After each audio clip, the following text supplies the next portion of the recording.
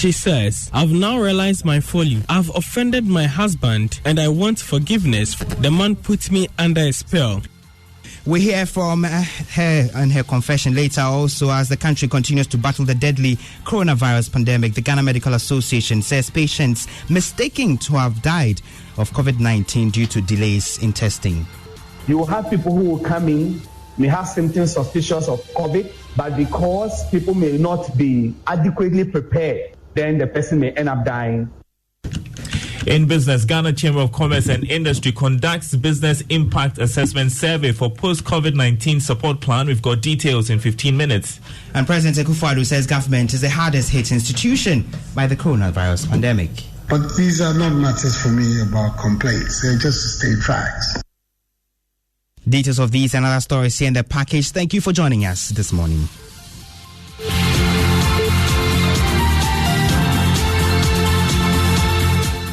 Now, police in the Ashanti region has arrested a 27-year-old woman and her 30-year-old boyfriend after they conspired to kill her own husband. The woman, Mavis Brepo, who is said to be married but dating Patrick Asare, hired an assassin to kill her husband at Pemeng near Kwabing, the eastern region. But the assassin turned out to be a police officer who played along and got them arrested. Lab FM's Erastus Saridonko has the rest of the story.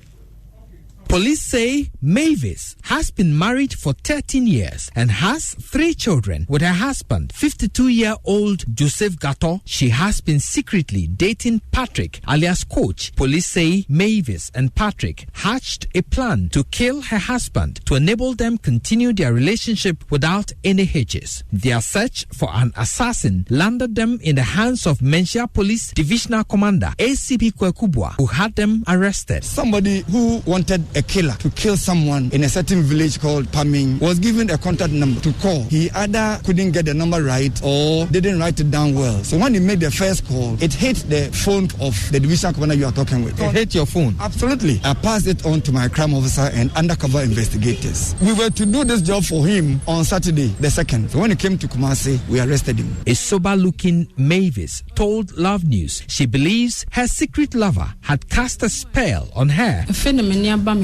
She says, I've now realized my folly. I've offended my husband and I want forgiveness. The man put me under a spell. He gave me grounded glass to put in my husband's food, but I didn't. Erastus Saridonko's report that the two are to be put before courts this morning. Our Joy News is learning that some health facilities across the country have recorded deaths of patients suspected to have COVID-19 but later turned out negative. These patients were said to have been in isolation as they exhibited COVID-like symptoms. Director General of the Ghana Health Service, Dr. Patrick Aboagye, admitted yesterday there is a decline in other healthcare services as a result of a coronavirus pandemic. He warned of repercussions if the situation does not change.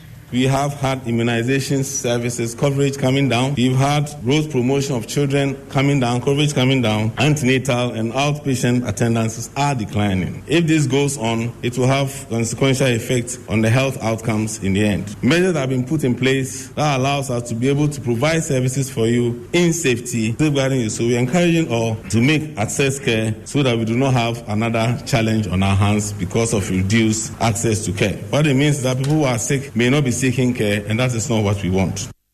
You hear the Director General of the Ghana Health Service, Dr. Patrick Aboagye, but the Ghana Medical Association says some of the persons who died were kept for weeks in isolation due to lack of tests.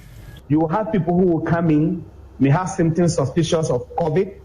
They may not be COVID, but because people may not be adequately prepared and either the healthcare practitioners did not feel protected adequately to handle, or they had isolated, were waiting for samples, and some necessary interventions were not taken. And then the person may end up dying. You hear the representative of the Ghana Medical Association speaking. Let's also stay with COVID-related stories because health advocacy group, the African Center for Health Policy Research and Analysis, is asking government to change its approach in dealing with testing for COVID-19. The center is the second health group to make the request after the Ghana Medical Association made a similar request on PM Express. Well, at a media briefing, Executive Director of the Center, Dr. Thomas Anaba, said government must increase the capacity of testing, ensure all districts have testing centers, and also isolate everyone who's been tested until their results are released. strategic plan should include massive injection of diagnostic equipment, testing and giving results within 24 hours, isolating people who are infected, quarantining them, and that way we'll be able to nip the coronavirus in the bud. But this nature of taking samples, patient going home or staying somewhere until some number of days, test come before he will go out and infest. We will be pouring water into a basket, and that is what we have done so far. You hear that Dr. Thomas Anaba. He also believes dissemination of information on COVID-19 should be handled by the Ministry of Health and not the Ministry of Information. Now, President Akufo-Addo says his administration is the hardest hit institution by the coronavirus pandemic. According to him, the pandemic has thrown away all projections made in the 2020 budget. In a meeting with stakeholders in the hospitality industry in the country at the Jubilee House, the president said irrespective of a challenge, his administration will work to support the economy. We've had huge parts of government revenues that have gone out of the window as a result of the pandemic. 2020 budget was predicated on a $65 barrel oil. Today we all know that oil now is what? It's at $20, $18, $19, $20, $21 a barrel. Even just those statistics tell you what a very big hole has been punched in government revenues as a result. You hear the President Akufo-Addo speaking. Let's do some other stories away from COVID-related stories. And a bulldozer operator of about 30 years has died in an illegal mining pit after the mud swallowed him with the heavy equipment in the Ashanti region. Joseph Yeboah was reclaiming degraded land when the machine tipped over into the soggy part of a pit on Monday. It took security personnel and community members over 12 hours to retrieve the remains of a deceased. Nanaya Ojima has the rest of the story. 5 excavators and a bulldozer were deployed to the site in an unsuccessful effort to rescue the now deceased Yeboah. The bulldozer he was operating tipped over and ended up in a swampy area. The victim is said to have been part of a team contracted by One Apia, a small-scale miner, to reclaim the site where mining had taken place 5 years ago. Assembly member for the area, Patrick Abemi, says the incident occurred just weeks after work had begun, following persistent complaints by traditional authorities about the destruction. We wanted to prevent someone falling into the pit, hence decision to reclaim the land. To prevent any occurrence in the future, we will go ahead with the reclamation. The site looks fresh, with virtually no weeds covering the devastated land, as is the case at many such abandoned environments. Pumping machines and other washing equipment look fresh, giving indication of very recent activity. Mr. Agbami's story is corroborated by other residents, but it is established that illegal mining activities are still going on in some parts of the community. For Joy News, Nanaya Ojima reporting. And preliminary investigation from the recent accident on the Kintampo Tamale stretch that claimed about 30 lives pointed to driver fatigue as a possible cause of the tragedy. The National Road Safety Authority and the Police Motor Traffic and Transport Unit have in the past pointed to this same issue as a major cause of over 2,000 lives lost to road accidents in Ghana yearly. While in our search for solutions to reverse the trend, the Municipal Chief Executive for Kintampo North in the Bono East region has this somehow controversial suggestion. Michael Sakode-Bafo wants Ghanaians to shun intercity buses with only one driver in charge of the entire journey. Listen. When you are on STC, you realize that there are two drivers.